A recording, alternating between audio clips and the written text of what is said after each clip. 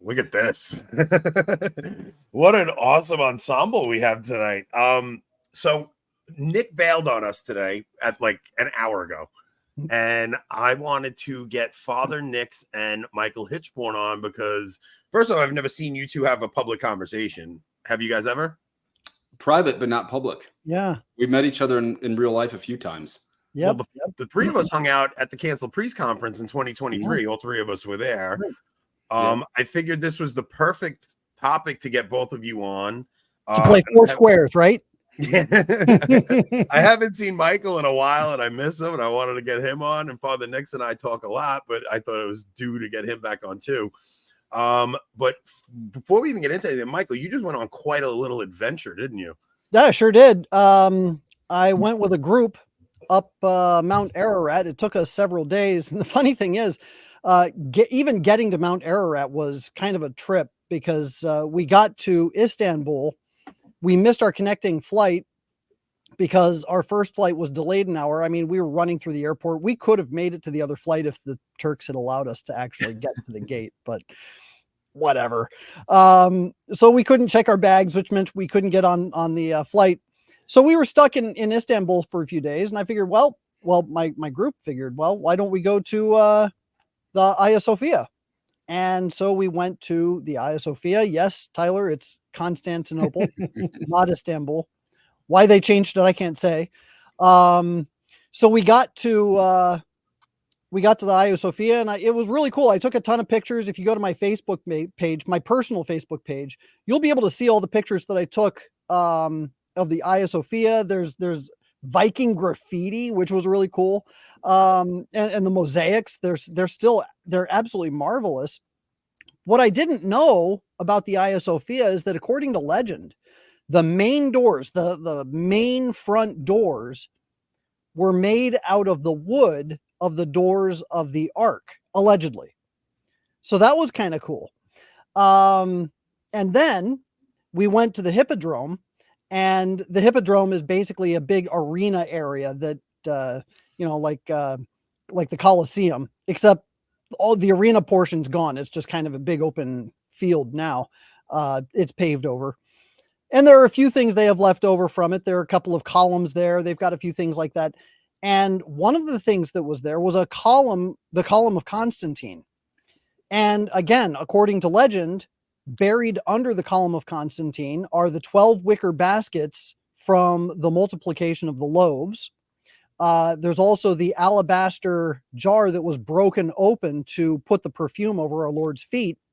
And again, according to legend, there's also a tool that Noah used to build the ark. So that was pretty cool. You know, we're going to Mount Ararat, and these little things about our faith are some of my favorite things, though, right? Yeah. Like the legends that we have and the traditions that we have. And even like Netflix did a weird series a couple months back where they just went over some of the things about Catholicism, where, you know, in France, they still have the crown of thorns and things like that. Like, these legends are some of the coolest things about our faith, whether they're always 100% legends real or myths. Uh-huh. We don't want to get into that one again. Those little things are actually really some of the most exciting things about our faith. Somebody posted a picture of it was a Protestant posted a picture of St. Francis's hand, and they were like, look at how weird Catholics are. And it's like, kiss the hand of St. Francis, say a prayer. And I'm like, this is my favorite thing about our faith. All the macabre, weird, strange things that for centuries people would venerate these things, and now people just see it as odd, you know? I think not over 99% of these are true. I agree. Yeah, probably. I do have a quick update before we get into the topic. A while back, everybody kind of donated money so that I would get equipment to do man on the street interviews. And I had a meeting with Patrick Coffin about our Italy trip. If anybody wants to go to Italy with us, we're going during Advent.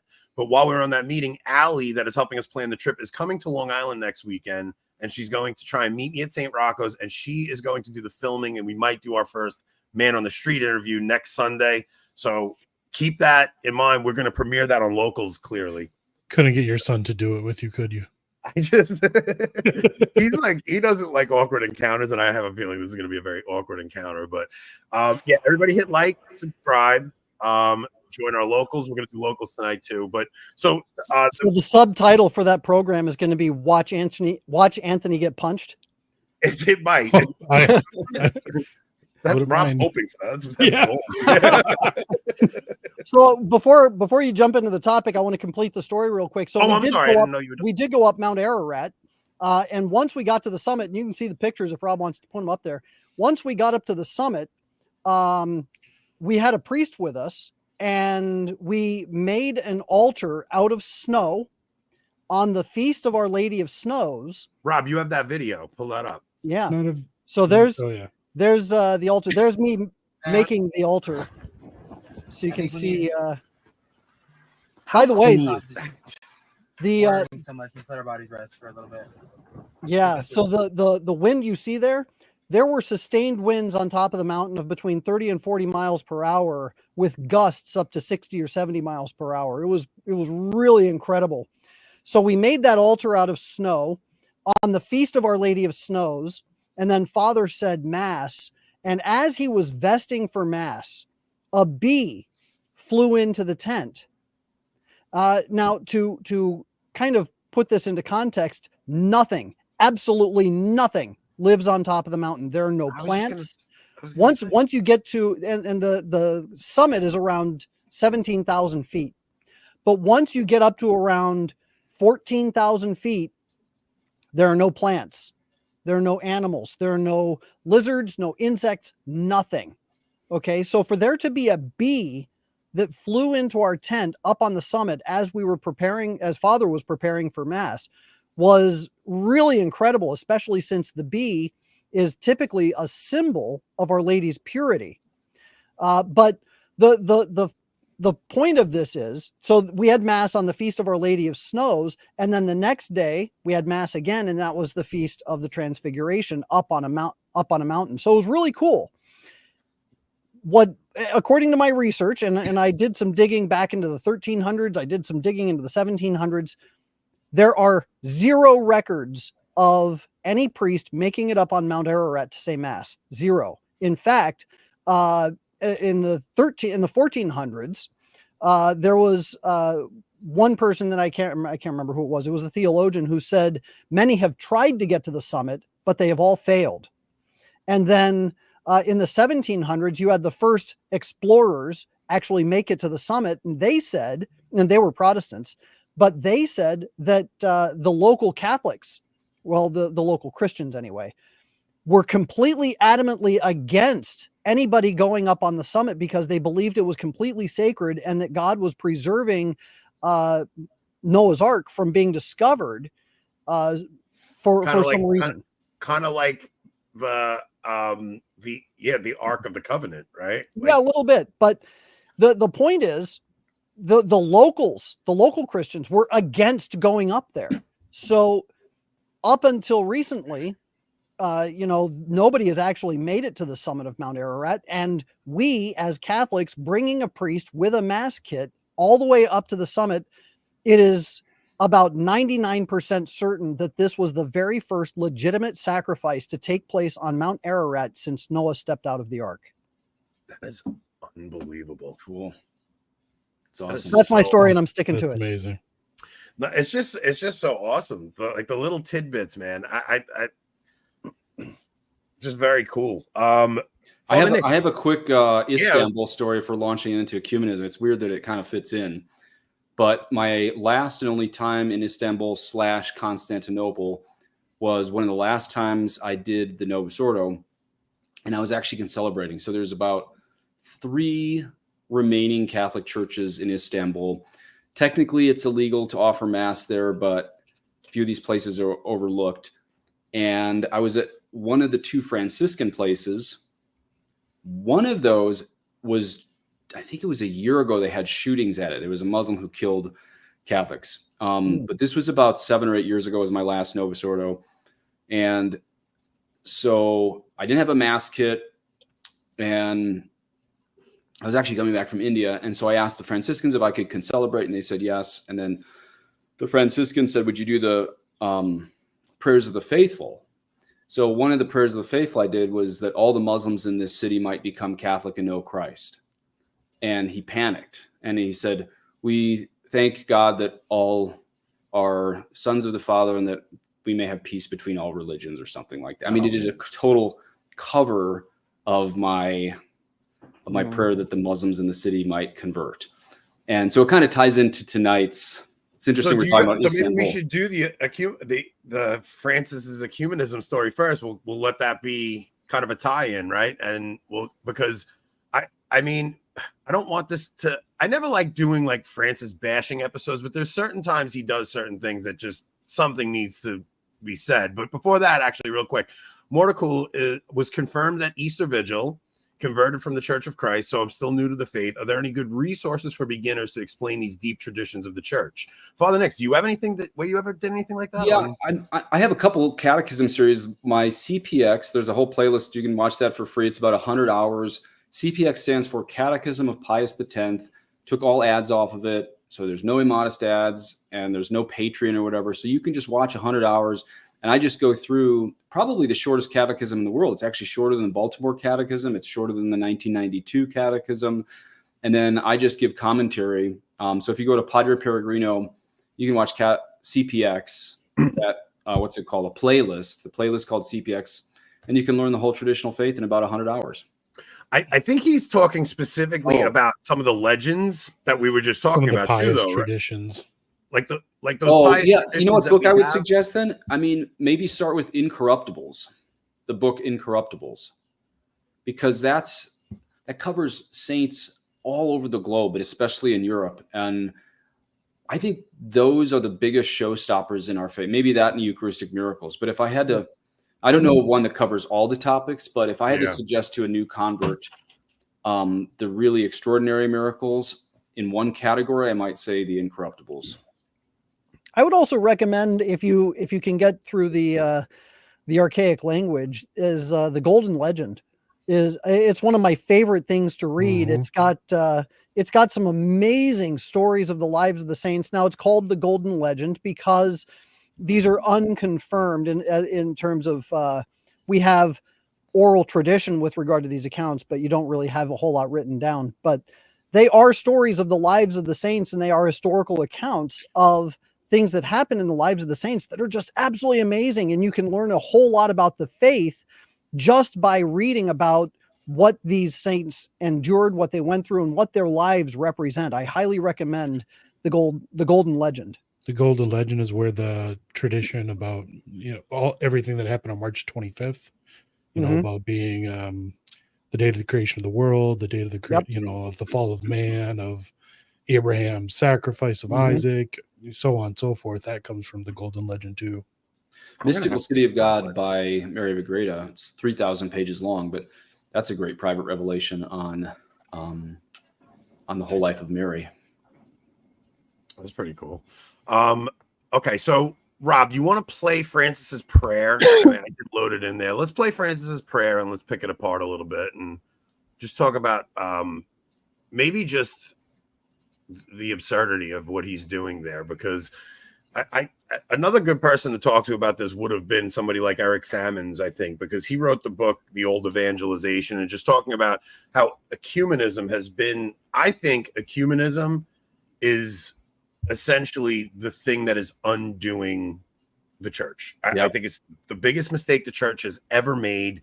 That it's like it's almost like a deep shame we have about the truths of our faith, and we want to downplay everything to make it like we're open and welcome to everybody, and in doing so you're pushing your own faithful out the door. So I mean, this was pretty upsetting when I saw it. Pope Francis is going to give us a blessing to conclude this encounter. You go any louder, Rob? Give a benediction. Nope.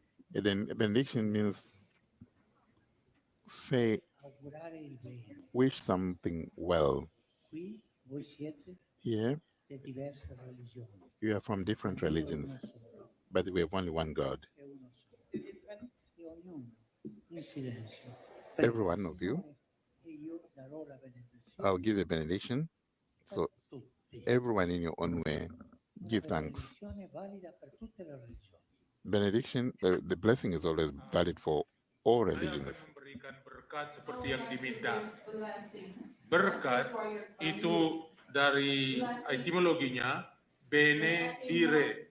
Bene artinya yang baik, dire It's something beautiful. I think that blessing is always valid to everyone, regardless of your religion. kehadiran orang dari berbagai agama.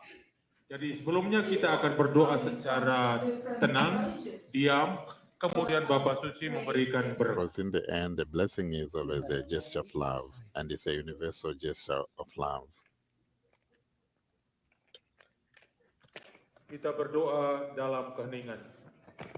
Moment of silence there before the blessing. Dio benedica ognuno di voi.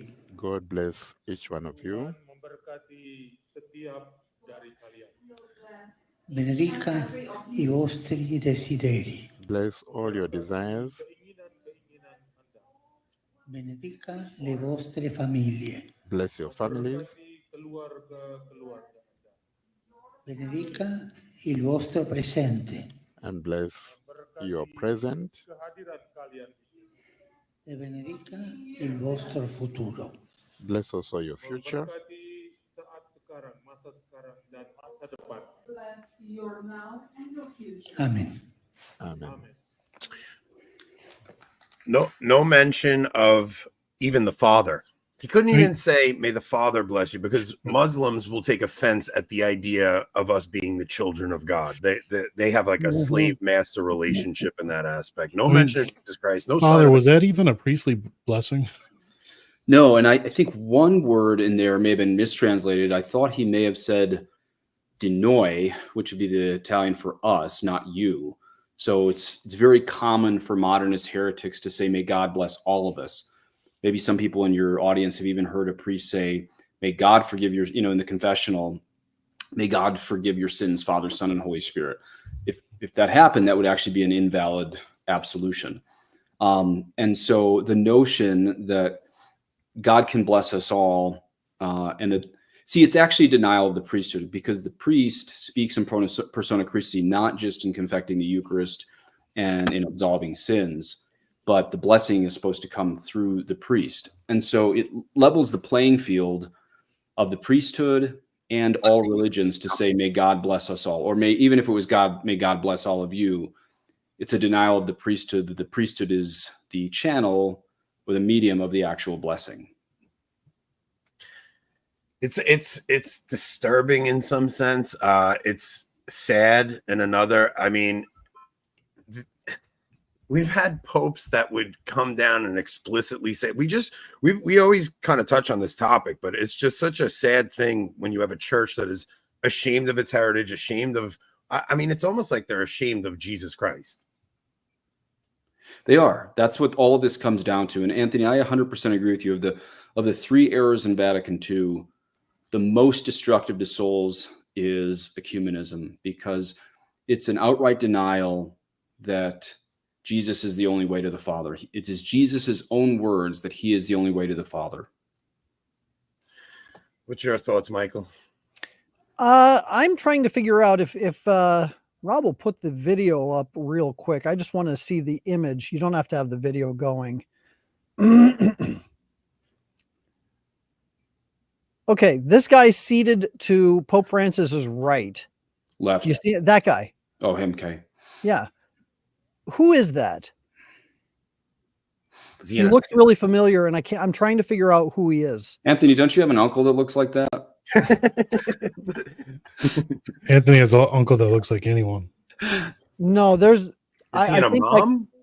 I'm not sure. I think he's an imam would be wearing a cap. I don't think he's an imam. But I'm pretty sure he's someone important, and he looks very familiar. I'm gonna have to do a little bit of digging to see who he is, but the whole situation there, I mean, it was reminiscent of the Assisi blessing, right?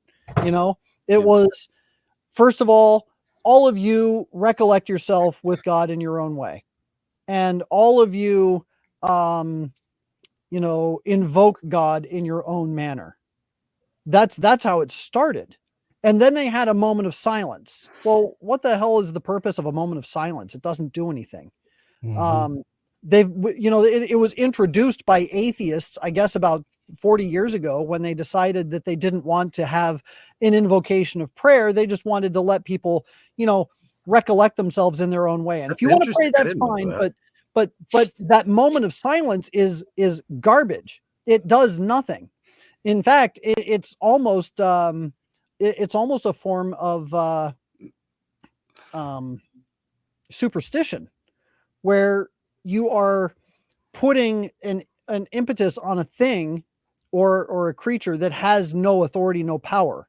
It's like smudging, right? So smudging, burning the sage and wafting a feather over it.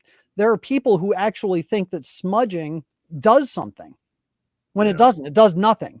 There's no spiritual action in smudging. It's superstition. So when Pope Francis does this and he invokes this moment of silence, first of all, it's syncretistic in nature, because it says that, well, all of you are now recollecting yourself in your own way according to your own beliefs.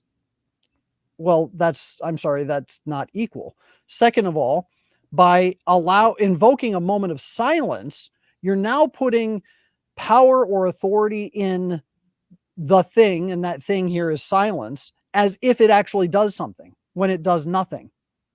If you wanted to say, let's recollect and think about, some meditation on God and how God intervenes in our lives, if you wanted to do something like that, it would at least give a direction to what the thing is. But the thing in this instance is a nothing. It's a nothing. It's an absence of a thing. So there's a problem there.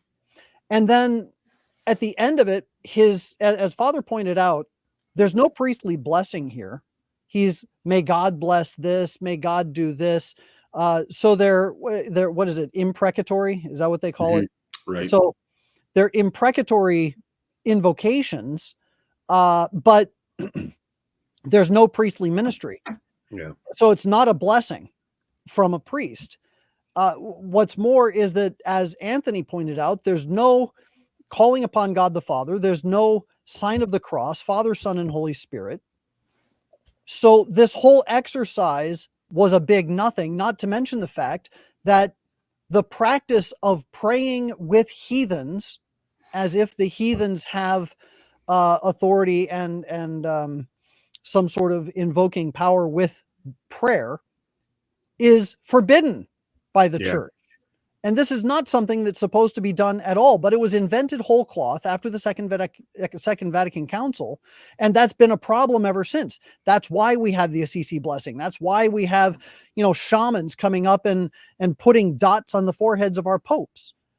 It's garbage, and it's got to stop. But as long as a pope is granting that kind of authority to individuals who do not have any spiritual authority in the world, he is ceding the authority of the church to a worldly power.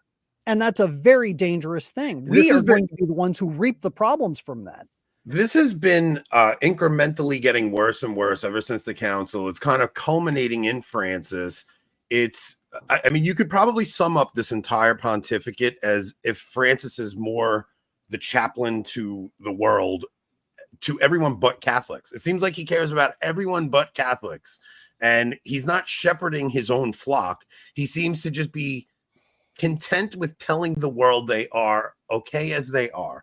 I'm okay, you're okay, we're all okay. It's this very 60s hippie movement kind of behavior where there's nothing at all to do with truth or doctrine or anything.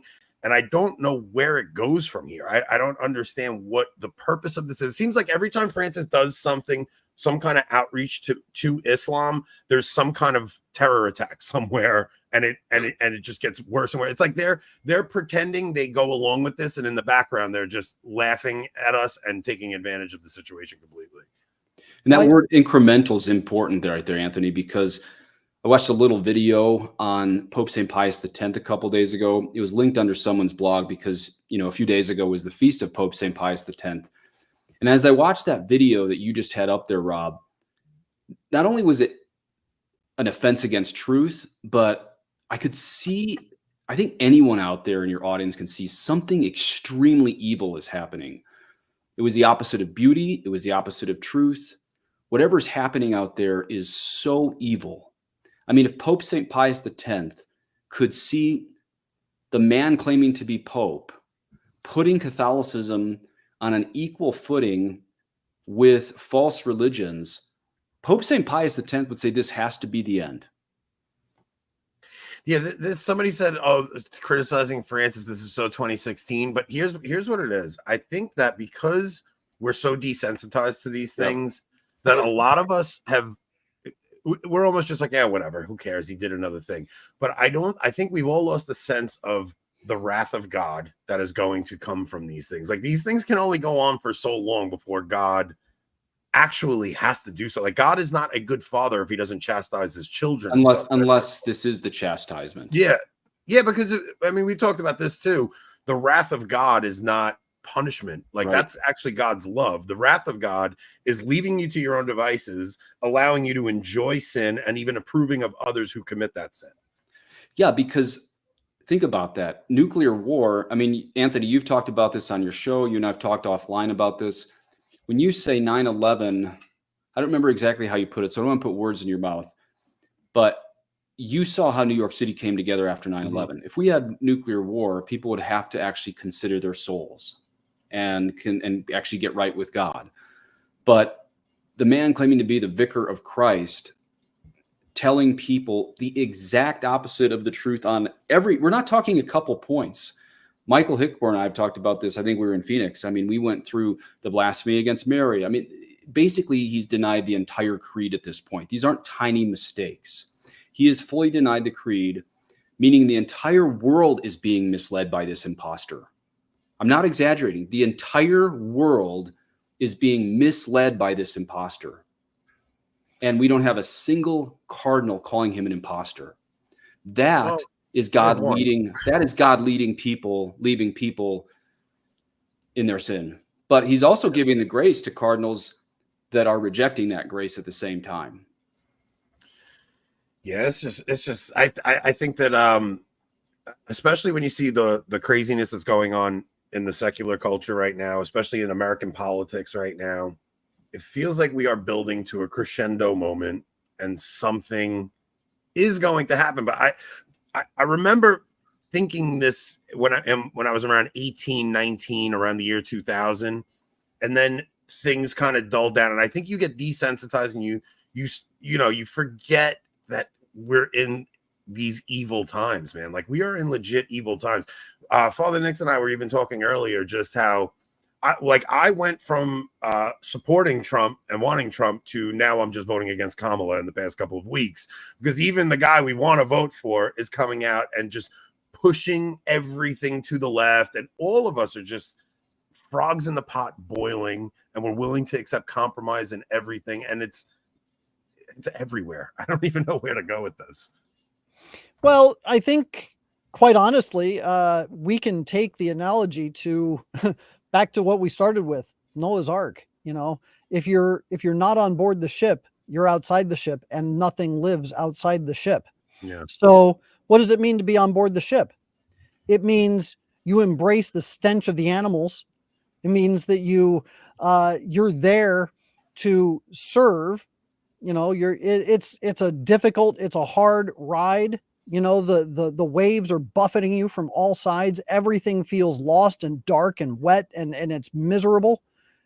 But it's in that misery and in that suffering that we find that that's where God is going to be talking to us. And that's where he allows us to commiserate with him on the wood of the cross. So in the suffering that we are enduring, because we do have a man on the throne of Peter, and he's doing and saying things that are attacking Holy Mother Church. And there's really no two ways around that.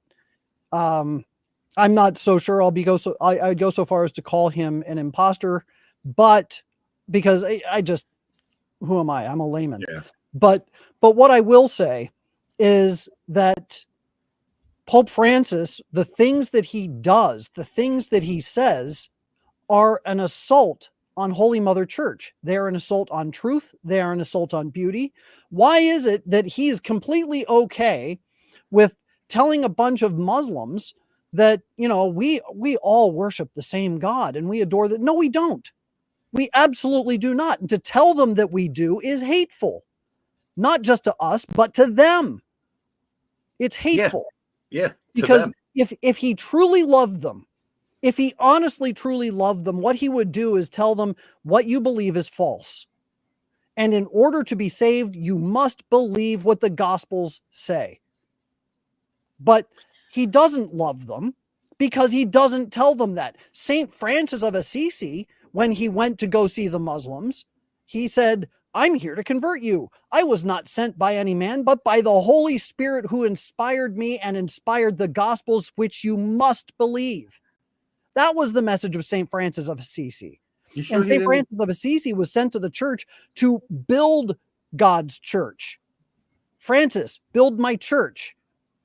And, you know, there's a prophecy that is attributed to St. Francis of Assisi. It was last published, I think, in the late 1800s. And the prophecy said that in these dark times, God will send not a true shepherd, but a destroyer. And I find it fascinating that this is the first man to take the name Francis on the papacy. Yeah. So if St. Francis was to build the church, it seems that the mission of Pope Francis is to destroy it. And he's doing it from the top down. And in that same prophecy of St. Francis of Assisi, he says, one not canonically elected. Yes. And you did agree he was an imposter a year ago, Michael. Well, I'm not so sure that I don't know. I mean, it's a difficult thing for me to step into. Yeah, I don't think I think especially as lay people, it's one of those things where if you're not 100% certain about something, I think it's dangerous to look. My position is that I have zero authority to make any declarations one way or another. And when it comes to whether Pope Francis is the Pope or not, what I will say is what I've always said. And that's that I take the position of King David. When Saul was rejected by God as king, and there was a sign when he grabbed the mantle of Samuel and the mantle tore, being a very clear signification that God had broken his relationship with Saul. Saul was no longer king because David was then anointed. David was the king and Saul was not. No. But Saul asked Samuel, come down and make sacrifice with me so that the people will not know. And Samuel did so. He went down and he made sacrifice with Saul. So the people were convinced that Saul was still the king. And so when David was basically kicked out by Saul, not King Saul, he wasn't king anymore, but he still held the position. And David refused to raise a hand against him.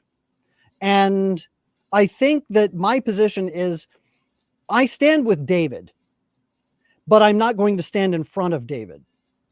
So if Pope Francis is an imposter, I'll let David say it. If Pope Francis is the one that needs to be taken down or taken out or pushed aside, I'm going to let David do it. I will stand with David, but I'm not going to stand in front of him. And so that's my position. Yeah. Yeah, I think that's reasonable. I think it's hard. I'm going to be the next pope. Is that what you're trying to tell me? Well, we just don't know, David. I mean, one of my arguments, it's not a very strong one, but one of my arguments against 58 sedevacantism is lightning striking the Vatican the night that Pope Benedict putatively resigned. Mm-hmm. So, I mean, talk about, Saul's mantle right there. This is kind of the inverse image of that. That seems to be God saying, I don't accept your fake resignation because I knew it was made under duress, Canon 188, right? I mean, I think if we went from one anti-pope to another, maybe the 58 sedes are right. I don't think they are, but let's say if the 58 sedes are right, would God really strike the Vatican with lightning to go from one anti-pope to another? Mm-hmm. Yeah, there's a lot of signs. I think that these questions won't be answered until the next papacy. I just do. I just think that speculating from our point of view is kind of one of those things where it's just speculation. I mean, watch this. Open up your guys' live chat for this. I just want all your listeners to answer this honestly. No trick questions here. do you think Francis is Catholic? Now, Yeah, there's a bunch of harder people. one than Now, I know answering this, everyone's Ito. answer is going to be no. And when I talk to traditional priests, they always say, "I can't start a canonical trial. I can't declare who." No. The operative word in my question was think. I'm not asking if anyone out there is a cardinal with the ability to depose. I'm not asking if anyone has power for formal canonical trials. Do you think Francis is Catholic? Just answer in the live chat. Well, does he The believe? poll says 74% right now say no. Okay, and then the next question: do you have to be Catholic to be Pope? I mean, this is basic stuff. I don't know. You don't think we've had men on that throne who were legitimate popes who did not believe the Catholic faith? Nope. Even Pope Honorius, they proved, was negligent, never a heretic. I mean, look at the Borgias. Even if they made cardinals out of their favorite sons, I think you guys know how that happens. Even if they made cardinals out of their favorite sons, we never had anyone deny every aspect of the creed as we have here. Well, I think Michael, you're the one that told me in Phoenix last year. Tell them what you even looked at the Italian. Yeah. So I won't tell what the angel, what Francis said. Mary said, looking back in time. It was in 2015. Blasphemy. Tell them that one. So in 2015, Pope Francis, he was addressing a bunch of sick kids. And it's still on the Vatican website. You can go to the Vatican website and you can read this address that he gave to sick kids.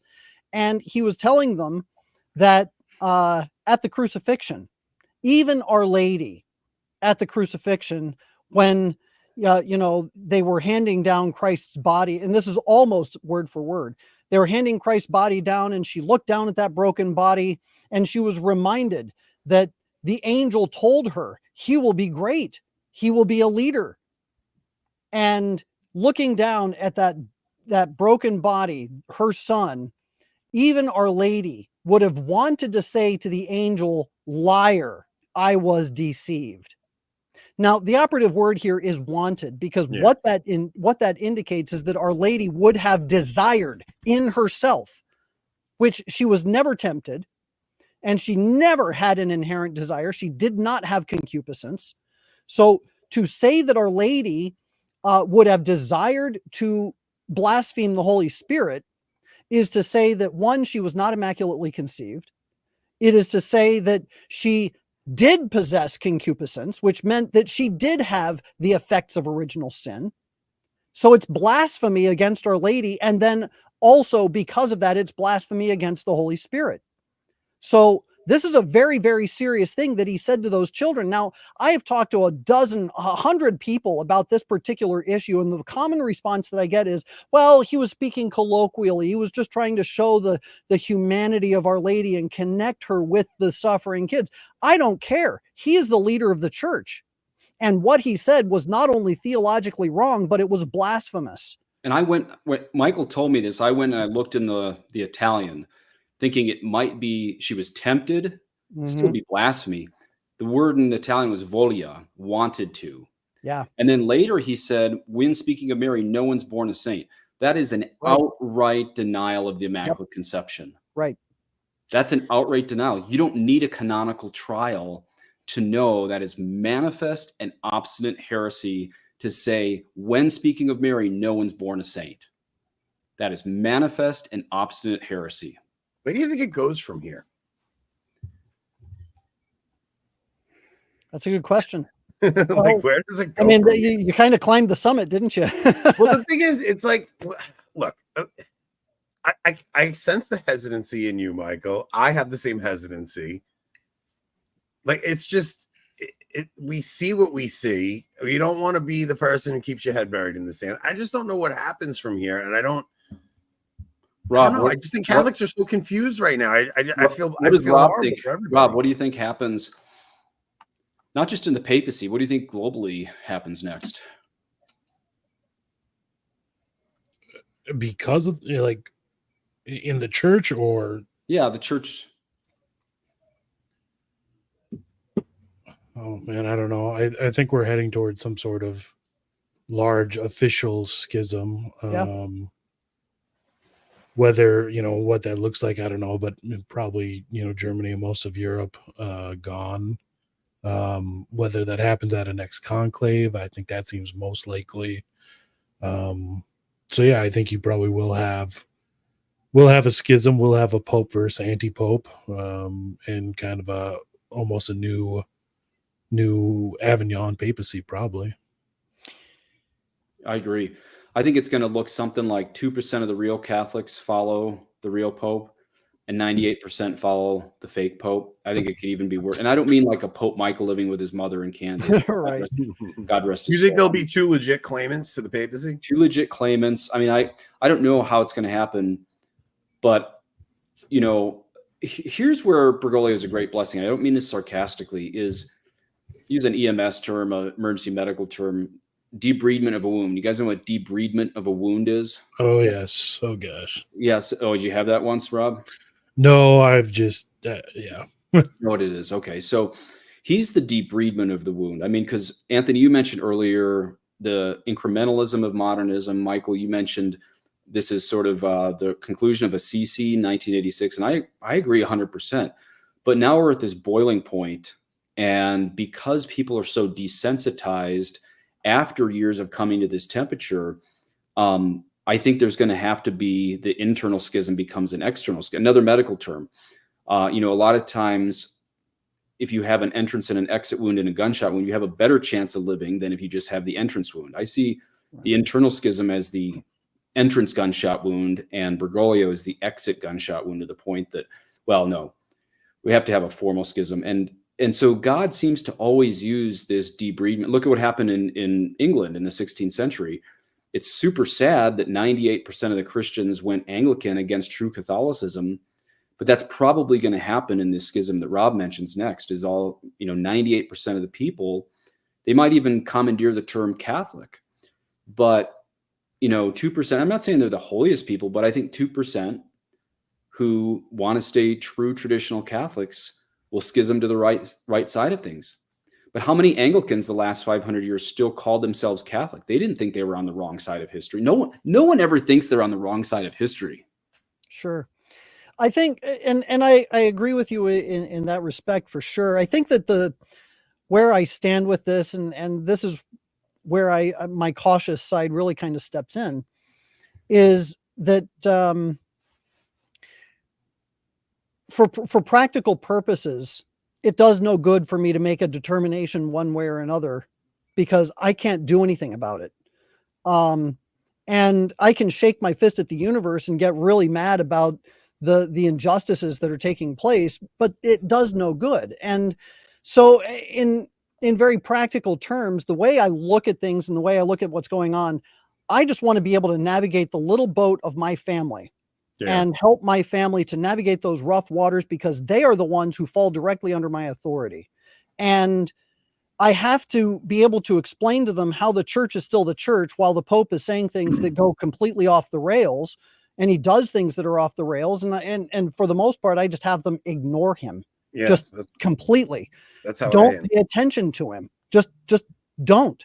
So because of that, we're able to kind of navigate the waters and stay within our own little fiefdom, but that will only last for so long, because eventually what he does is going to reach us. It's going to, those fingers of terror are going to reach down and start plucking even at our little quiet, area of the church. So and see, this is what lay people can't get in the heart of a priest. You guys are, all three of you are probably holier than me. I'm not saying I'm a holier person, but what a priest does is we see all 7 billion people on the planet as someone we want to get into heaven.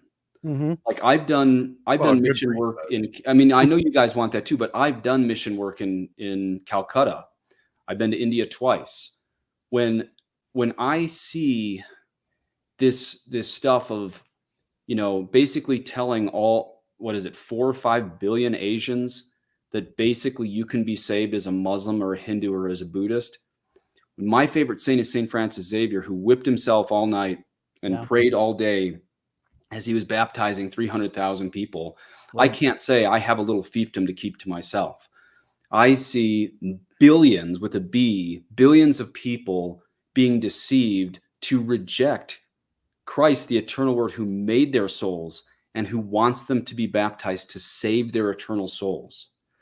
I can't afford to say I have a fiefdom that I can shore up and save my little family, because my family, after doing a month of mission work in India, is India and is Indonesia and is Brazil after being on mission work 3 times to Brazil. I'm not saying I'm some other Francis Xavier, but you know, this breaks my heart beyond what probably any of your listeners can really imagine, because I see billions of people that I want baptized being told, may the universe bless you or whatever. Right. No, and Father, you hit the nail right on the head. And what I also want to point out is that as a priest, you have a greater authority as well as a greater responsibility than I do. I'm the father and I'm the head of a household. I've got 8 children, and those children are my responsibility. My wife and my children are my responsibility. And I do thank God that I don't have a parish to look after, because boy, the weight of that responsibility on my shoulders would crush me. And I think that there is a grace that comes with the priesthood that allows you to withstand that weight. So when it comes to trying to determine who the Pope is and whether the Pope is the Pope and all that stuff, I look at the things that he says and I address each of them individually, and I say, this one is in line with church teaching, this is not. So to my kids, I tell my kids, just ignore him. And for the most part in what I do, I try to expose the horrors that he does, not because I'm trying to make a case, but because I'm trying to show that there is a way to navigate these waters by getting away from his promotion of communism. You know, he actually invited a bunch of communists into the Vatican and said, it's so wonderful that these Christians and these communists, and they were communists, we're talking like hammer and sickle communists, are getting together and talking about how they can work for the common good. There is no common good with communists. Yeah. There is none. So he is a dangerous, dangerous man. He is perverting church teaching. He's perverting the social and moral teachings of the church. What is it? The Fiducia Supplicans. What a horror show. Okay. So I've come out fully against it. And I've said that this is blessing sin, because it is. But when it comes to ecclesiastical matters, I don't have any authority there, and I can't affect the outcome. And because of that, because I can't breach that gap. I can only accept the punishment. This is bigger. Yeah. And I mean, you guys have mentioned a CC 86, Vatican II. I mean, this is bigger than just one question on the papacy, because this goes back to ecumenism in Vatican II, that almost all the mission work of the church ended in the 60s and the 70s, except for SSPX. And so this is a really big issue. You know, do you have to believe and be baptized to be saved or not? This is what all of this comes down to. And essentially there's 2 answers in the American Catholic Church. The traditionalists say yes, and pretty much everyone else says, in so many words, they wouldn't like to admit it's this simple, but it's really, if you're a good person, you're saved, which is the 4th century heresy of Pelagianism. 98% of American Catholics who are not traditionalists are Pelagians. They really believe being a good person is sufficient for salvation. Yeah. No, so this is a bigger problem than if Francis is Pope or not. This is 2 faiths occupying one church. That's what I think we're dealing with. We're dealing with 2 faiths occupying one church. It's right.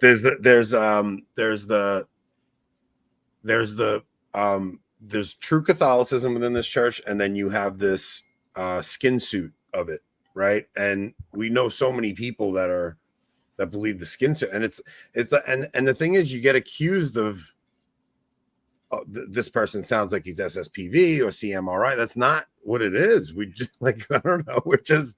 I don't know. It's almost like in order to go along with everything. You have to turn your brain off, and you shouldn't have to turn your brain off as a thinking Catholic. I'm arguing with Protestants constantly about Catholicism, and I'm arguing for a faith that's no longer taught by the church hierarchy. It's a strange thing to be in.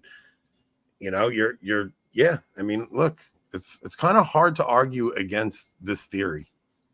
I want to address a question that was raised to me. Brandon Cummins at 8:51 p.m. If you want to put it up on there, Rob, he asked, Michael, do you expect your kids to respect you as a father if you yourself teach them to ignore the vicar of Christ? And I want to address that because it is a very difficult thing to say. Well, pay no attention to him. To my younger kids, I don't say anything. Okay. Yeah. It's not like they're reading the newspaper. It's not like they're listening to podcasts and going, gosh, Dad, how come Pope Francis said this? They have no idea what Pope Francis says because I don't bring it up. When it comes to my older children, because I have a 21-year-old who's getting ready to graduate at Christendom College. I've got a 19-year-old who is in her second year in college. And I have a 17-year-old who is just now getting ready to graduate high school. So they're more aware. They're politically aware. They listen to podcasts. And so they come and they ask me questions. And what my response is, if Pope Francis were to say something that is against church teaching, ignore it because it's against church teaching. Okay. It's not, he has no authority to promulgate anything that contradicts morals or the faith. He has zero authority to do that. So when I say ignore him, I'm not saying just pay no attention. What I'm saying is ignore the things that he says that are contrary to the faith. And if you have questions, come to me and I'll help explain things as best as I can. But by and large, we don't talk about him. We don't talk about. But Michael, with all due respect, ignore the Pope's teachings is not a Catholic notion. That's where, Patrick Coffin, who was on your show last night, if someone asked him with his kids, he would say, we've had 20 to 40 anti-popes. He's not the Pope. Therefore, don't listen to him. Don't listen to an anti-pope is a Catholic answer. Don't listen to the Pope's teachings. Sorry, Michael, that's not a Catholic answer. But when he comes out and says things like you can bless same-sex couples, you can completely ignore that. But Vatican I says that the Pope has supreme jurisdiction over faith, morals, and discipline. Therefore, if he's Pope, you need to obey that. That's just Catholic teaching. You need to obey it. That's not, there's some Pope in the 19th century who didn't like suspension bridges. That was a personal opinion you don't have to pay attention to. But fiducia supplicans, if Francis is Pope, you must obey, and so must I. Well, there's nothing to obey because it was a permission that was granted as opposed to an order to be followed. Okay, but like Amoris Laetitia, there was no teaching in there either. But Amoris Laetitia was entered in the Acta Apostolica, which is magisterial. Okay. Meaning if he's Pope, you must obey the command to sacrilege the Eucharist in marriage. That's magisterial. Yeah, this is a rough one, man. This should have been on Locals. Well, let's pan out to ecumenism. That's what you guys wanted to talk about. Yeah. I mean, I just think that is the biggest disaster that, that's where all this is the blood of Jesus necessary to get to heaven? This is the bigger topic we wanted to discuss tonight. Right. Yeah. And it is. It is. Should we do the story, the pro-life story here? It is literally the title. It is the title. We should at least address it. Well, the Ecumania was part of the title too, so we just handled that part first. Yeah, I mean it went an hour. So all right, we'll do the. So here's the backstory. There was a girl who was a pro-life activist. She was not Catholic yet, but she was seriously considering Catholicism, and she wrote a Substack post the other day talking about her she had an abortion. Rob, do we have her Substack? Should we go through that? Okay, so this is the girl's post. She said, I don't know why it was my immediate thought. I couldn't tell you why I held on to it so closely. I just knew as soon as I got the news I was going to delete my child. It feels weird typing it out. I deleted my child. You already said the word. Yeah, I try to keep it to a minimum. If if the kind of person who has a fridge with a working ice maker. Anyways, this post is about that. And as much as I wish I was Sylvia Plath or even Lana Del Rey, I'm a Substack blogger. This isn't going to be a masterpiece. I guess I need some way to talk about it openly without being terrified of people finding out. And the only way for me to stop worrying about that is to tell everyone up front. So there it is. In early June, I was fresh out of an inpatient treatment and doing my best to readjust. I was looking for a job, which was impossible. I applied to over 100 jobs, got to one interview. A consistent issue was my lack of a driver's license. My partner was, right off the bat, my partner was out of work too. To top it all off, I was supposed to move in for my first semester at university in the beginning of August. Finding out I was pregnant, simply put, felt like the end of my life. Okay. So, the reaction to this has been, it's been pretty strange to watch, because 90% of Catholics are coming out and they're like, just pray for her. And Eric Salmons brought up a good point, and he's because a lot of this turned to, has empathy overtaken the pro-life movement since women have taken it over. So early in the late 80s and early 90s, it was mainly run by men, and ever since women took it over, women have been basically the face of it. You have people like Lila Rose, and everything has gone from about the death of the child to caring about the women that are in charge. Like, is there a major problem with the current iteration of the pro-life movement? I would say, just looking at its utter failures over the last 2 years, it would seem like, yes, there's a major problem with it. So I'm trying to understand the story. It was very rambly, and I couldn't quite figure out what she was a pro-life activist. She had actually come out earlier and said she was assaulted, and she had been raped as a 15-year-old, miscarried the baby, and because of that was a pro-life activist, was on many different podcasts and things from very large pro-life organizations, and on the news, and all this got a lot of attention, was working to convert towards Catholicism, then decided to just remain a Jew, and just suddenly got an abortion. Okay, so that abortion was recent. Within the last 2 months. Yeah. Okay. So she was a pro-life activist, but under pressure or under duress or under whatever circumstance she was in, she decided instead that she was going to delete her baby. And then after that, she just came right out and said it, and now she changed her name. Like her profile name was like pro-life. She deleted all that. So like my thing is, I think if you go further into that post, she kind of changes her entire position, right? So like we were talking earlier about the wrath of God. The wrath of God is when he kind of leaves you to your devices so that you no longer think the thing you did is so wrong, but you approve of others that do it. And she has, in doing this, completely flipped her whole position on it, and now she's out there talking about abortion as if it's a good thing. I'm not familiar with her, and I didn't know her story, but I think that she clearly has betrayed not only her baby but the entire pro-life movement. And to an extent, I would say also, and I remember I got kicked out of a pro-life group very early on in Facebook because I took the position that, hey, if we're pro-lifers and we're pro-life Catholics, we should also be evangelizing and drawing people into the church. Mm-hmm. But unfortunately, instead, they said, "How dare you? This is we're the only reason we're here is to fight to save babies. That's it." Well, I'm sorry, but if you don't understand the reason why we're fighting to save babies, which is so that children can be baptized, so that children are saved from whatever fate awaits them if they're murdered in the womb, well, then at that point, yes, you're betraying the pro-life movement, you're betraying babies, you're betraying all kinds of things by not allowing there to be any kind of evangelization. If that's the topic, then that's my position.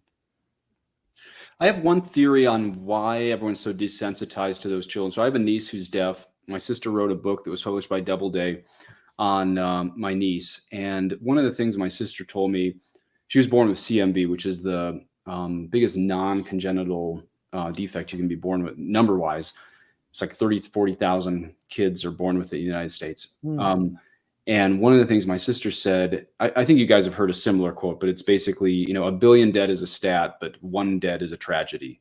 Right. That we're facing so many dead with abortion that when someone posts that they had an abortion, I think the average pro-life mind on Twitter just chalks that baby up to one of 1 billion or 2 billion if we include chemical abortions. So let's just pray for the mom because that baby is just released into this ether of 1 billion dead, right?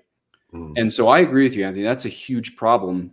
That, I mean, it's good that people are praying for this woman, but why does this baby remain nameless? This child that God had, I mean, in God's eternity, he could see this child's first birthday and first time riding a horse and first time going to prom and the first grandson that this child, right?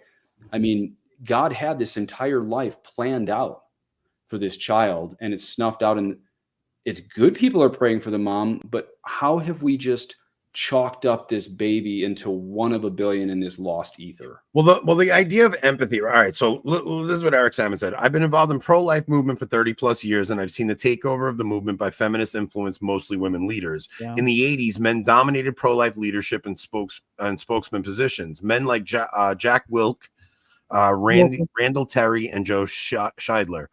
The emphasis and messaging of the movement was squarely on the murder of the unborn child. To be clear, some of the old school heroes of the pro-life movement have also been women. He's not knocking women, he's just saying, but men primarily led the movement.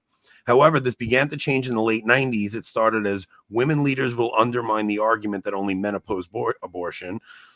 Most pro-life organizations bought that argument and started only hiring women as their front-facing leaders and spokeswomen. Quick, try to name more than 1 or 2 prominent men who lead the pro-life groups. I mean, probably the guy that just got sentenced to under the FACE Act. Forgot his name. This led to a significant reworking of pro-life messaging, as many of these women leaders were either explicitly feminist or feminist influenced. Instead of focusing on the murder of the unborn, the emphasis shifted to the pregnant woman in need. This in turn led to the feelings-based movement that's terrified to criticize or offend abortion-seeking women. The most clear example of this is the diminished use of images of aborted children. Back in the 80s and early 90s, this was common practice to highlight the evil of abortion. But today, most pro-life leaders, who are mostly women, oppose the practice as it's supposedly too shocking for women considering it. I'm not saying that the change is all bad, but I would argue it is unbalanced, perhaps in the 80s. And Taylor Marshall today asked, should men or women be leading the pro-life movement? I think that there is a major problem with men not taking the lead in almost every role in society these days. Men are supposed to be leading these things. It doesn't mean women can't help, but I really do think men need to be the face of this thing and get back to making the argument. First off, it does need to get away from a political argument. It needs to, because Republicans for the past 50 years have paid lip service to this movement and told you, oh, I'm pro-life, I'm pro-life. Needle never budged. Trump finally got a judge in that got rid of Roe v. Wade. Roe v. Wade was done. It went back to the states, and we dropped the ball like you can't imagine. Nothing. If anything, it got worse because states enshrined it in their constitutions. It's almost like having fancy galas doesn't do anything at all. Yeah. They're great at fundraising. It's a great fundraising. Yeah, 100%. Well, and quite honestly, that's part of the problem, is that the pro-life movement has turned into an industry. And I have witnessed personally pro-life leaders and pro-life organizations refusing to take a position on something and refusing to get involved in the fight to actually push forward a legislation that would ban abortion completely within their state. I have seen them completely undermine those efforts because it would undercut what would happen to the pro-life organization should they get that law passed. And they look forward to, well, what happens if, I used to, when I was working for American Life League, I used to tell Judy Brown, I look forward to the day that I work myself out of a job. And I meant it. And one of the first things when I first started working at American Life League. Did Judy agree with you on that, Michael? She did. Okay. She did.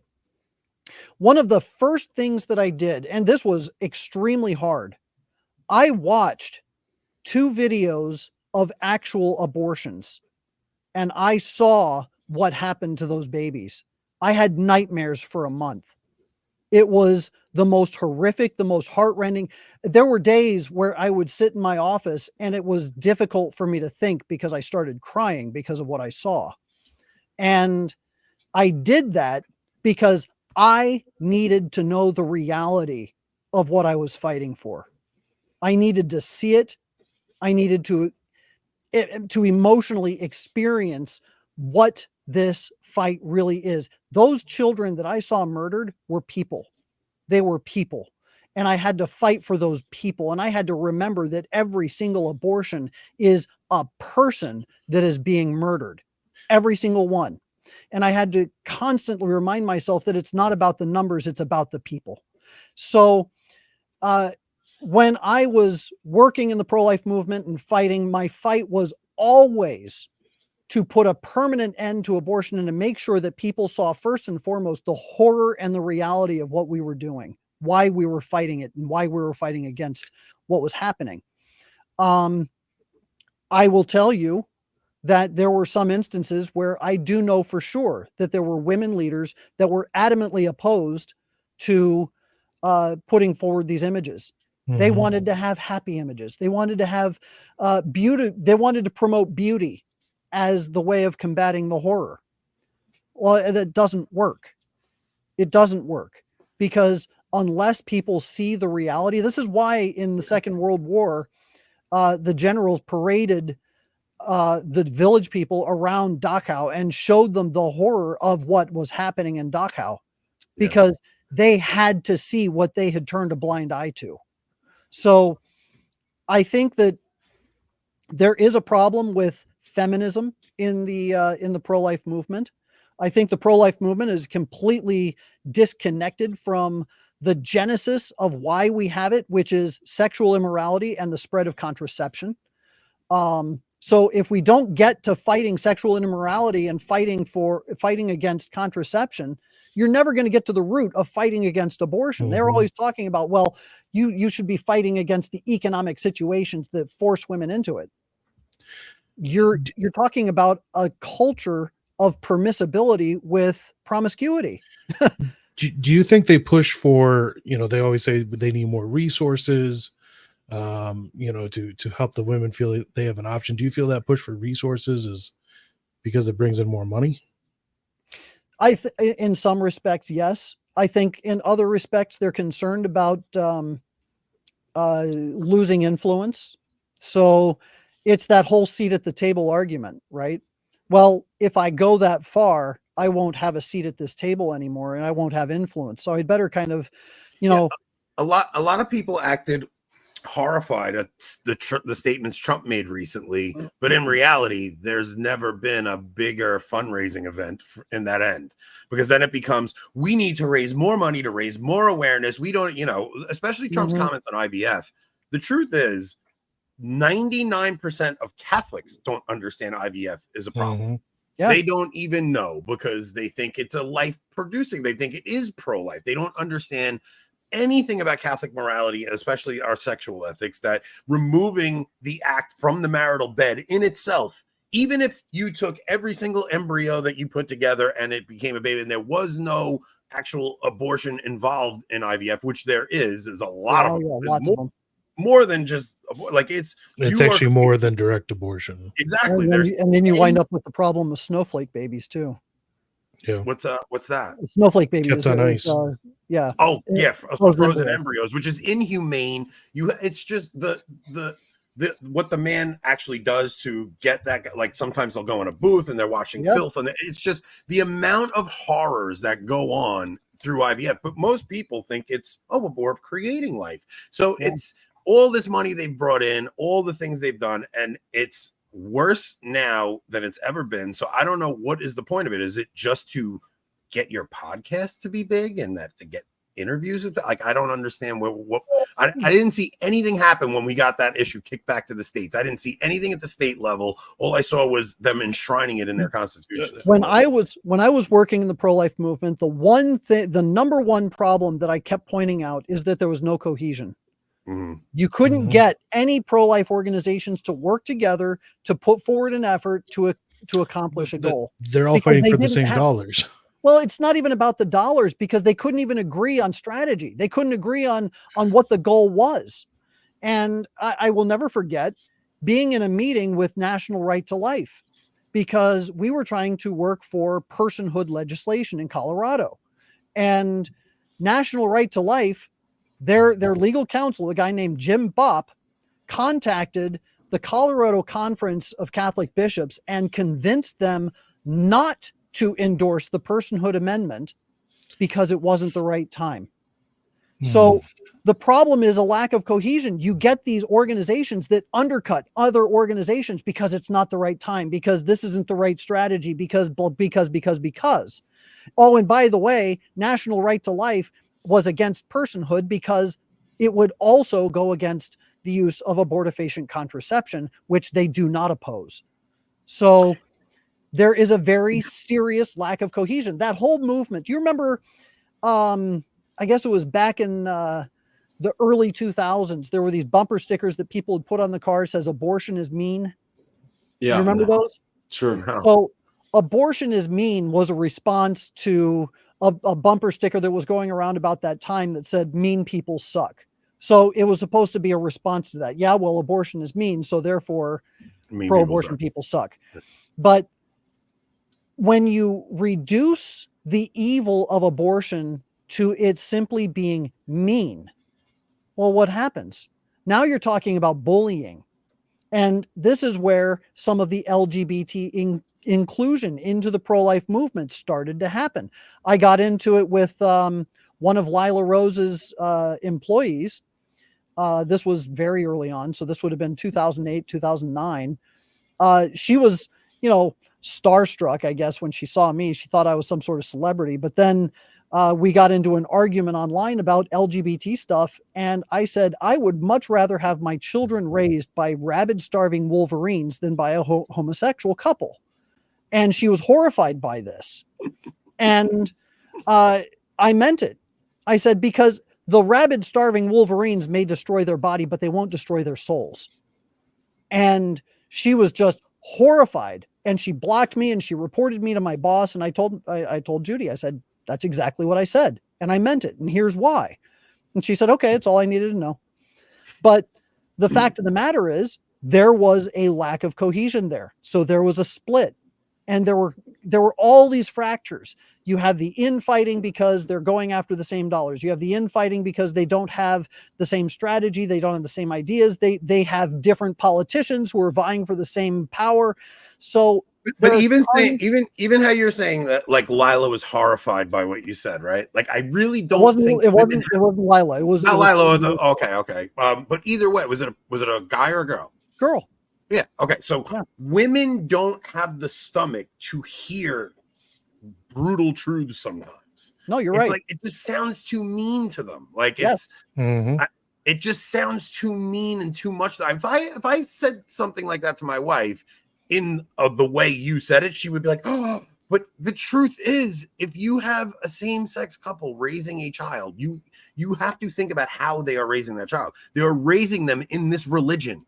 It is a religion that they're raising them into, and it is the most antichrist religion out there, other than the one main antichrist religion. And that's not even mentioning the likelihood of abuse. Abuse, things like that. So, can we go back to that topic of feminism and the pro-life movement? Yeah. I think one of my unpopular opinions among traditionalists is I blame feminism more on men than women. Sure. And here's why: because women. I like the fact you don't like that, Anthony. I love that. Yeah, we're gonna argue about this. Good. Yeah. I'm gonna push back. I'm glad you don't, because I'm actually open to. No, I think it's good to push back a little, because I think. You should. say your piece. Because as I look back 100 years in history, I was born in 78. I don't mean I can look back that far, but I like to read history. I like to think through. I'm always thinking through history. So as I look, I'm the oldest guy here. what were you 76, 74? 75. 75, yeah. Yeah. Then I'm the second oldest at 78. But as I look over the last 100 years, it really seems pretty obvious, at least in the West, that men stopped leading their families in the faith. Yep. Yeah. Like the first time I went to Israel in the Middle East, I was pretty shocked. You won't see this all over the Mediterranean because Greece is just like another Italy. But if you go to Saudi Arabia, Israel, what you'll find is the men of the family often lead, even unfortunately in these false religions. The men are seen as the ones in charge of the faith of the family. I don't think that's just because Islam has such a horrible view of women, which they do, right? But I believe as I look over the last 100 years, especially of Western Catholicism, I don't mean against the Eastern. I mean, the Eastern churches are just as lazy. I mean, like, I don't know what's happening in China. But if you look at like your average Italian in the 1920s, your average, Mexican in the 1940s or whatever else, women started leading the faith. Maybe it's been like this for a long time, but at least over the last 100 years, men were not leading their families, and feminism filled in that vacuum of lack of male leadership. So in the pro-life movement, like I think a lot of guys got afraid in the 80s when people would say, don't speak up until you have a uterus. So men retracted from the whole thing. And then women thought, well, I'm going to jump in because, if we're going to listen to the liberals say you're not allowed to speak on abortion unless you have a uterus, then I get to jump in there. Problem with that argument is liberals also say things like women end up pregnant because of irresponsible men. Where are the men? Well, the answer to that line from the liberals is the pro-life movement should be led by men, actually. I mean, maybe that's the one thing the leftists actually get right in the abortion debate is lazy men is why we have so many abortions. Therefore, the solution has to be men stepping up to the plate and leading the pro-life movement. So okay, before you jump in, Anthony, I do want to say that the definition of effeminacy is the sorrow that one feels at the pain that would be caused by doing a good. Yeah, by suffering. So, yes. So, and to that point, what Father just said really dives into the fact that we have an effeminate culture of men, or a culture of effeminate men, I should say, because they do not want to rock the system. They don't want to have the pain that goes with standing up and standing against the current and the tide. And it's a lot easier just to go to the bar and drink and to sleep with as many women as you want and to make all the money on Wall Street. And hey, you can have a great time and play all the Xbox you want, Yeah. So men and religion's a woman's thing. And so is the pro-life movement. That's right. Pray the rosary. Yeah. Yeah. So men have abdicated in many respects their responsibility for taking the leadership roles, not just in the pro-life movement, but in the culture itself. Yeah, I agree. I agree with what you guys are saying there, but here's what feminism is not the result of men shucking their responsibility. Feminism is the result of social engineering. Feminism is the result of the Industrial Revolution happening, men getting yanked out of their homes, going and working a 9 to 5 or 6 a.m. to 3 p.m. So now the father's not actually in the home anymore. Look, I grew up in a home where my mother was the leader, the spiritual head of the home. It's my dad was a man. He was an alpha. Like he taught all of his boys how to be men and work and all that. But he dropped the role of priest. Like he left that to my mom. So I know what you're saying. But the problem with feminism in general is this: it's women keep finding ways to blame men for their bad behavior. Okay. So even when they are misbehaving, they will say, well, it's men's fault because men are supposed to lead. In reality, women don't hold other women to account. Like Father Nix or Michael, let's say you do something behind your, let's say you're unfaithful to your wife. If I'm your friend, I'm going to be like, dude, you're a piece of garbage. Like, what are you doing? Like, other men will hold men to account. Where if a woman goes and has an affair behind her husband's back, her girlfriends will go, you go, girl. you go do you. You leave that man. This is the culture or that he deserved it because he wasn't paying attention to you. What did he do wrong? It's the same thing you get into when you start talking about wives obey your husbands. As soon as you say that, they'll throw out in your face, yeah, but husbands have to be Christ-like and sacrifice themselves unto death for that. And it's like the one is not dependent upon the other. No, if my wife is not deserving of me sacrificing my life, I still have to sacrifice my life.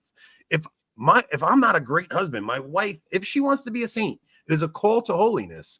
If you're a woman and you want to be a saint, you have to obey your husband. Now, not in sin, not in anything wrong, but you do need to be an obedient wife if you want to be a saint. So my issue just comes down to just modern women now never actually own up to their own bad decisions. I don't think that's modern, though.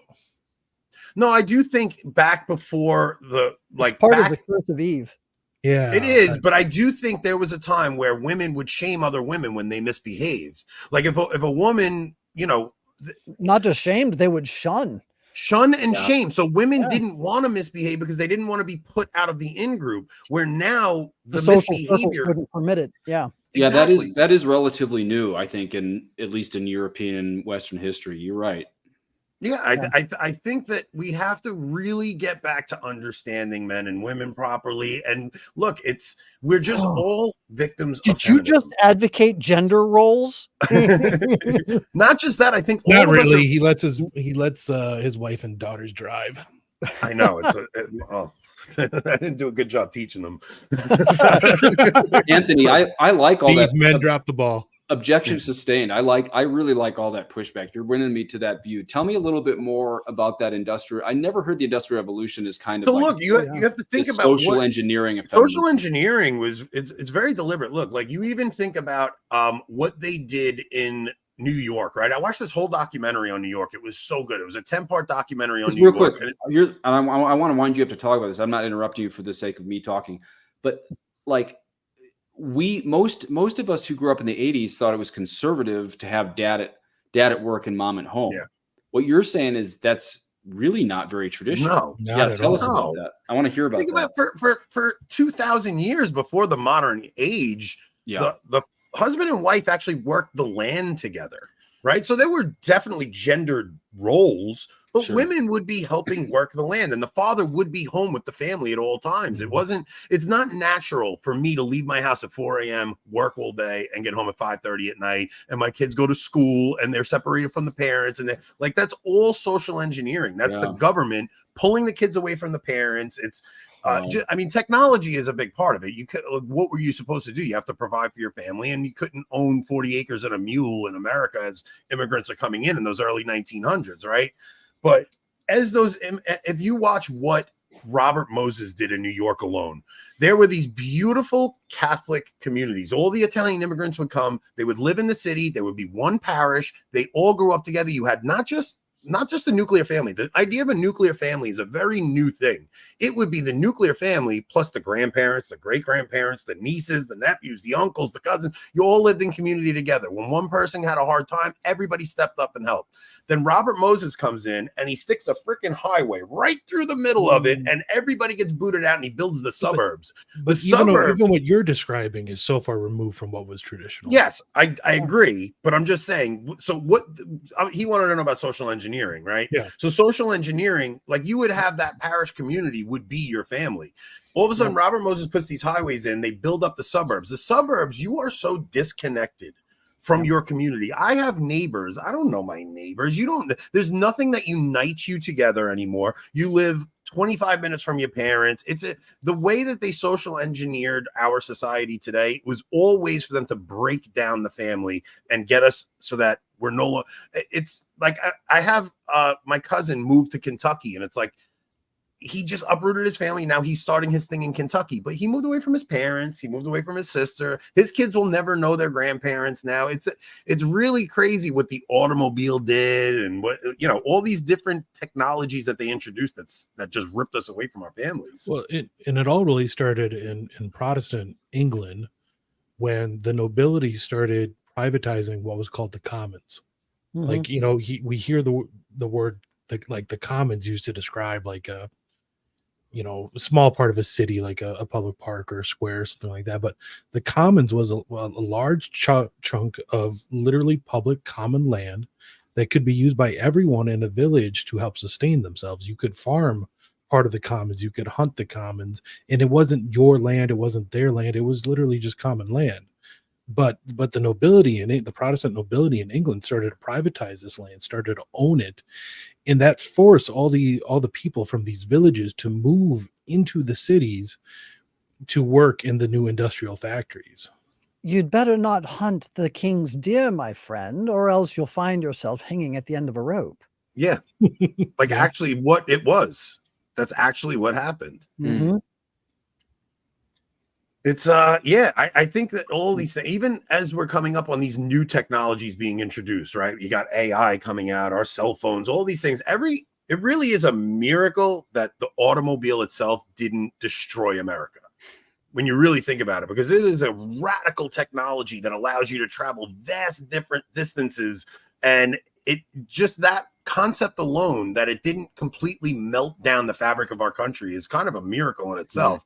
But what we're coming up on now with all these new technologies, I don't know what's going to happen. I mean, it's any little thing can upend the civilization, and it seems like. Let me ask you this: so the thing that Tucker Carlson was talking about the other day with Daryl Cooper about World War II being one of those one of the myths of that is like a founding myth of the American empire, right? It seems like that myth is starting to break up and people are starting to question the narrative and all that stuff. But what comes next is they'll need a new founding myth. And usually that founding myth has to be a very bloody thing, right? So if they're starting to allow the World War II narrative to start to crumble, where, I mean, you had them talking about how Churchill was the main villain of World War II. And then the further removed you get from the event itself, the more you get people starting to put cracks into it and people are starting to question things. If that myth falls apart, because it is one of the founding myths of the American empire, they're going to need a new story to found a new thing. And it seems like we're coming up on something. I think the falling apart of that myth is what will cause the conflict that whatever comes after is based on. Any thoughts on that? Well, what scares me about it is, we think everything's going to get shaken out and then all the good people are going to see the truth. But I look at my Catholic grade school, and granted, I went to a regular, not a traditional, but I went to 10 years of Catholic grade school in the city limits of Denver, then Jesuit high school. I'm 98% sure all my books promoted the French Revolution as a good thing. Oh, yes. 100%. Right? So if I, in a Catholic grade school and a Catholic high school, I'm reading the French Revolution is a good thing. What scares me about whatever the next thing is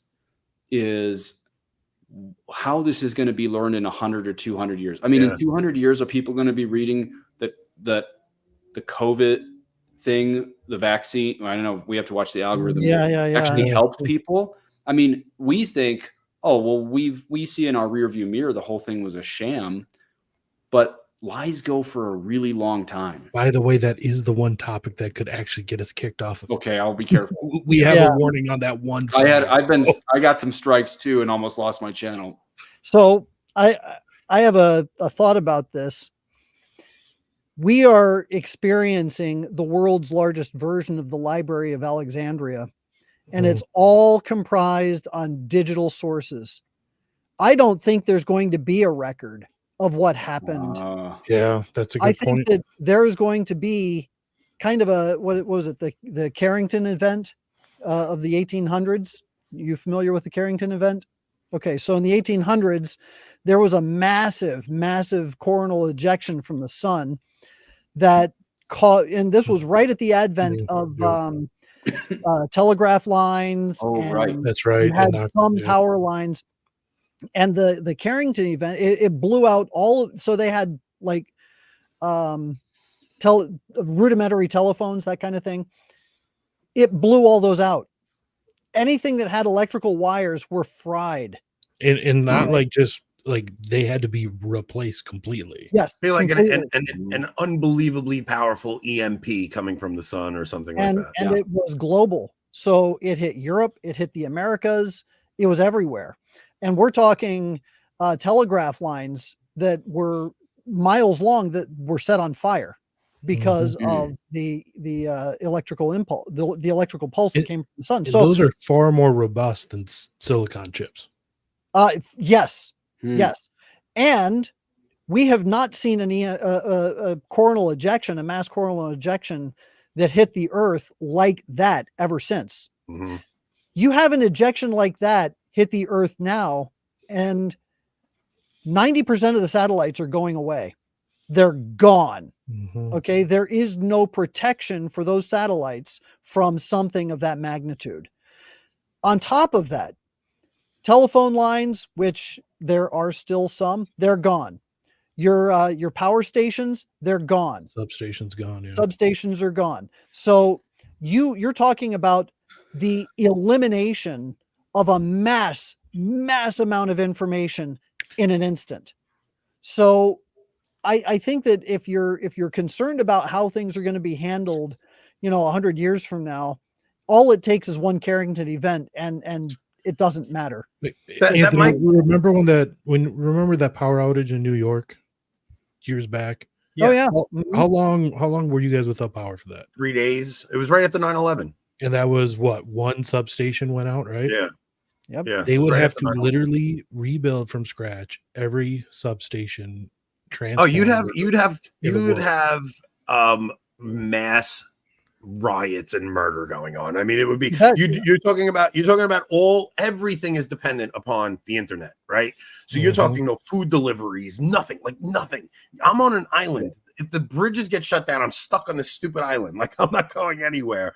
Within a week, everyone's killing each other for food. Yeah, absolutely. NASA said, I read this to NASA several years ago. They said there's a 12% chance a solar flare will knock out the whole grid. So what Michael's saying isn't just something he got from Alex Jones. If even NASA is saying there's a 12% chance that could happen, I mean, but look at all the good that happens also. All the men on the planet addicted to porn, that's done with. Yeah. Pretty quick. But also losing all the information like that, what happens is when you go back and tell your stories that happened without it being written down, you mythologize them, right? So it's like the main events become these peaks, and you mythologize the things of the past. And this is it would go back to being word of mouth stuff where people would write. You'd have real books.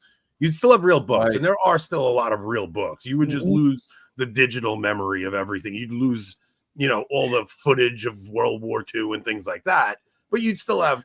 Well, I mean, things on tape, things on CD, DVD. Those things that would survive, but you'd have no way to watch or read them. Yeah, I don't think most people really realize the level of violence we had in EMP. I mean, if we had an EMP, people would open their phones in the morning. It'd be weird. It'd be off. They wouldn't see a lot for a week. There was a man I was in the pro-life movement. His name was Wilson, unbelievably faithful. He lived by faith. He took only donations. I got to know him when I lived in Louisiana, and we were in front of the same abortion center in New Orleans and lived an extremely poor life. And he had so many saves because he just loved women away from the abortion center. And so he lived his whole life in front of a killing center. He could talk about really rough things. And we went out once to eat, and turns out that in Katrina, he had got stuck in the Superdome. And so I said, "Oh, could you tell me about what happened in the Superdome?" And his lips pursed up and there was tears in his eyes, and he wouldn't say a word. He would not tell me, even though this guy can talk all about the horrors of abortion, not that he was immodest on that, but he could live in front of a killing center, but he could not speak one word of a week being stuck in the Superdome. That shows you the level of absolute animal violence we would see if we had an EMP. And this is where trads are not weird for all the prepping and the weapons and all that stuff, because they will be coming into your home for food, even to eat you. This isn't, and the reason I use the Superdome as an example is to say, this isn't just that we have a bad idea of humanity. He saw the very worst when there's no food or water.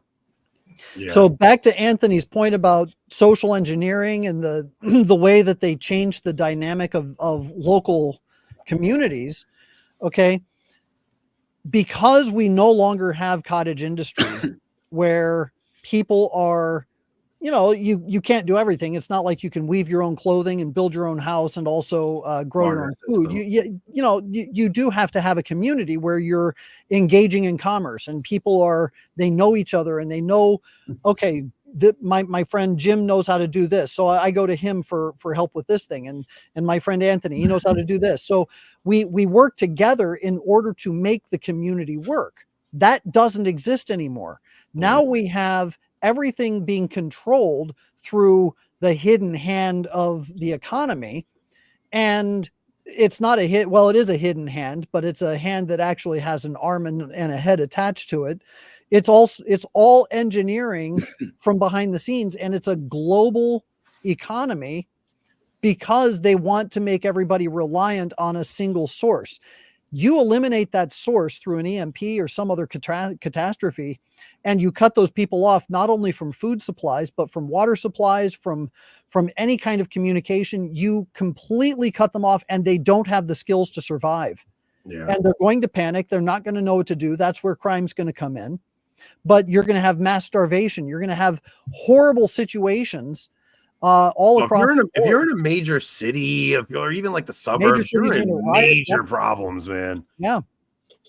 Yeah. So this is all of this goes back to the whole question of feminism, because Anthony was trying to explain to Father Nix how social engineering was it actually precipitated this feminist movement.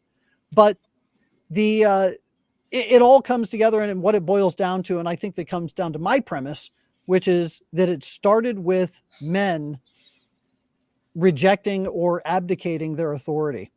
And there's an effeminacy among men that has bred this idea that, well, we can defer to others, and we can defer to this, and we can defer to that, whether it's deferring to their wives or deferring to their girlfriends or just women in general.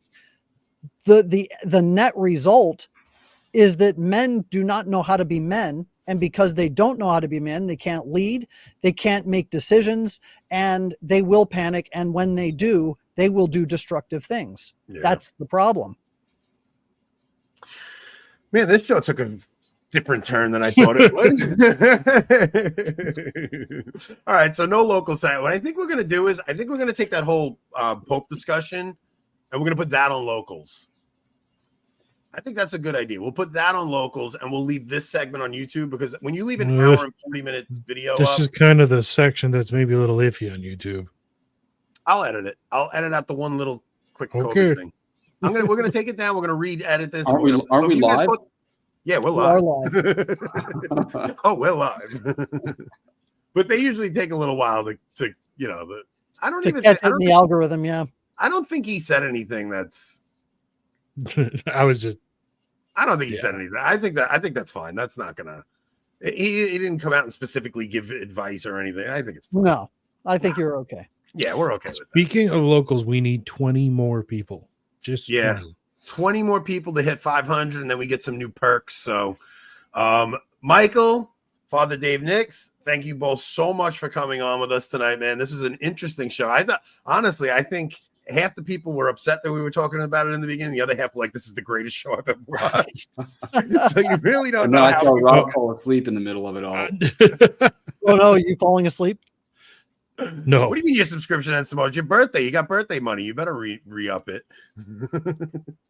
Oh, and since Anthony won't, if we get to 500, I personally promise that we will do trivia, even if Anthony's not involved. I agree to that. If we hit 500, we do trivia. I promise to. We will figure it out. We'll get all the promise last time.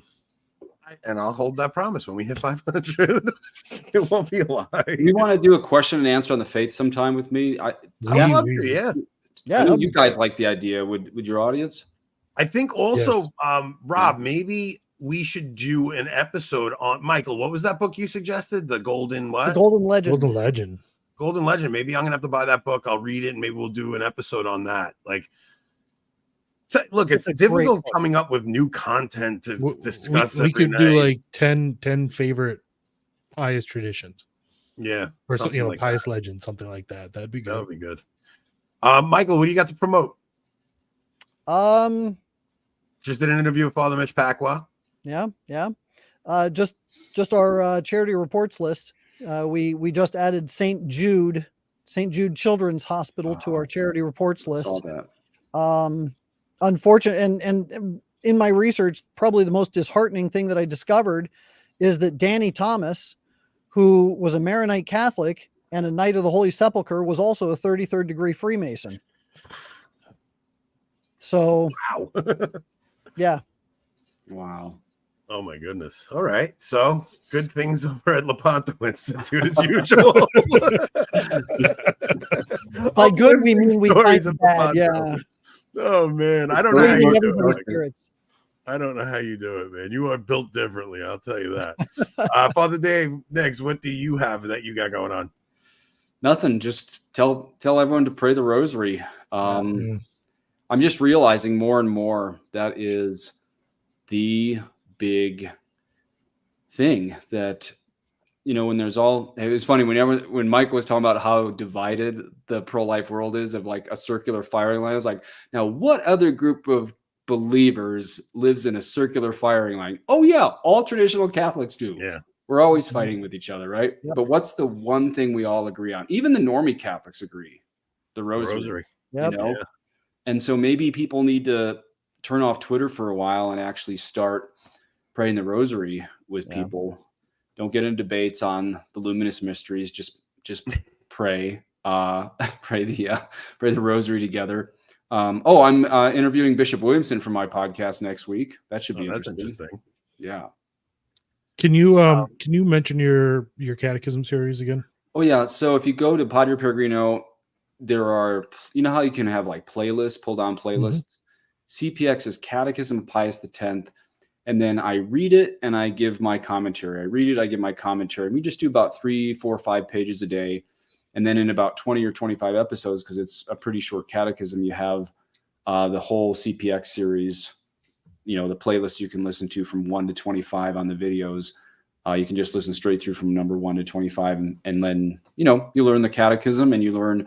And really what I do is I compare modernism to what Pope St. Pius X wrote there. So I would rather you just read the book on its own. The only advantage I give in my series and the thing is because I grew up pretty liberal Catholic, and then I know how to give kind of the neocon non-trad arguments against traditionalism. I kind of go through the catechism saying, you heard this, and here's the argument for this heresy, but here's why, even from the point of 2024, looking backwards and looking forwards, this is why the Catholic faith can't change.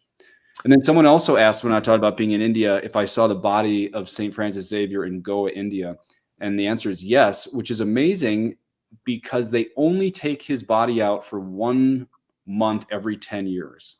So I happened to be in Goa when they took his body out. And what's amazing is there was, maybe a few 100,000 people in line, and there was a lot of Muslims and Hindus in line. And that's amazing because St. Francis Xavier would tell them all they're not going to go to heaven unless they're baptized. But they were still in line to see this incorrupt body. So it shows that people want the truth even before they're baptized. There's what St. Augustine calls prevenient grace. Also, when speaking of the rosary, anybody, just so you guys know, if you say among women, your rosary counts at 50%, and you'll have to re-say those Hail Marys in purgatory. If you say amongst women, they count for 1, and if you say them in Latin, they count as 1.3. Just that's the rule. That is the rule. I'm just telling you guys. Hold on. I have a Father. banner. You can confirm I have a banner for this. Anthony, should we tell when you and I were discussing, I think it was on text or on the phone earlier this week, like Matt Walsh's whole "Am I racist?" thing? Dude, he is so good. Don't you think we should like try to infiltrate, like me applying to the Sisters of Loretto or something like that? We wanted him to go as like a trans monk. Let's see if we can get him in. Claim they're not being inclusive when I'm not allowed in the. I'll tell you though, Walsh, that is when he is at his best. When he's doing things like that documentary he's doing. Am I racist? I am so excited to see that thing, man. It's gonna be great, but why aren't we infiltrating with that level of humor into Catholic circles? We should do that. go into the old boomer Novus Ordo parishes. Or you and I should fly out to one of like synodality things in Rome and propose, I don't know, traditional Catholicism. I said when I go to Italy with Patrick Coffin, I'm going to chop down the Pachamama tree. I heard there's a tree there, like a Pachamama tree. Hard to get to. I did a bunch of research. It's in the Vatican like area. It's in the Vatican garden. The same garden where Pope Pius XII witnessed the miracle of the sun. Someone's got to chop it down. Mm-hmm.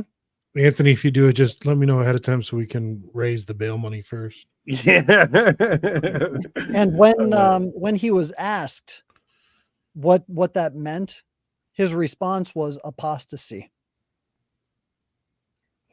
Pius XII, you mean? Really? Okay. Yeah. And there we have apostasy in the garden. Yeah.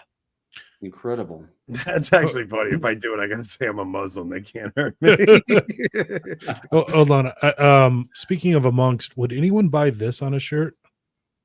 Say amongst the women. Can't. That's actually funny. Who made that? Me and Raphael from the Telegram. I like it. All right, guys, we're gonna wrap this one up. Gentlemen, thank you so much, man. Guys, go subscribe to our locals. Get us up to 500. We'll do trivia. Anybody that's interested in Italy and Advent, go watch the video Patrick and I just posted.